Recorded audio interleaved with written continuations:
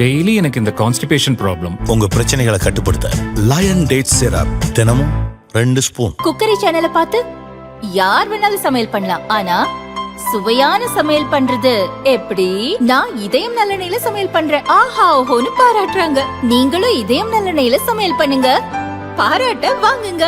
தினம் தோறும் வாங்குவே இதயம் இதயம். தமிழகத்தில் 2286 அரசு ஆரம்ப சுகாதார நிலையங்கள் உள்ளன. இங்கு பணியாற்றும் டாக்டர்களுக்கு காலை 8 மணி முதல் மாலை 5 மணி வரை பணி நேரம். அத்துடன் கால் டியூட்டி என்ற அடிப்படையில் எப்போது வேண்டுமானாலும் பணிக்கு வருவதும் கட்டாயமாக்கப்பட்டுள்ளது. இதற்கு முன் டாக்டர்களுக்கான பணி நேரம் காலை 9 மணி முதல் மாலை 4 மணி வரை இருந்தது. கூடுதலாக 1 மணி நேரம் மாற்றி அமைக்கப்பட்டதற்கு அரசு டாக்டர்கள் சங்கத்தினர் எதிர்ப்பு தெரிவித்து வருகின்றனர். அதே நேரம் பெரும்பாலான அரசு ஆரம்ப சுகாதார நிலையங்களில் டாக்டர்கள் உரிய நேரத்திற்கு பணிக்கு வருவதில்லை. வந்தாலும் சீக்கிரம் சென்று விடுகின்றனர். அதிகபட்சமாக 4 முதல் 6 மணி நேரம் வரை மட்டுமே பணிபுரிகின்றனர்.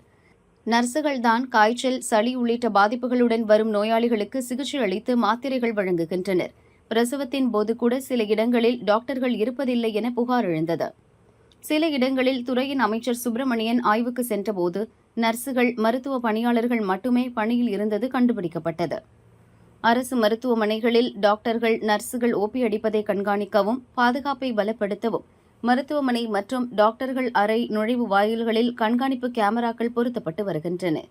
அனைத்து ஆரம்ப சுகாதார நிலையங்களின் கேமரா பதிவுகளையும் சென்னையில் உள்ள சுகாதாரத்துறை தலைமை அலுவலகத்தில் இருந்து நேரடியாக கண்காணிக்க முடியும்.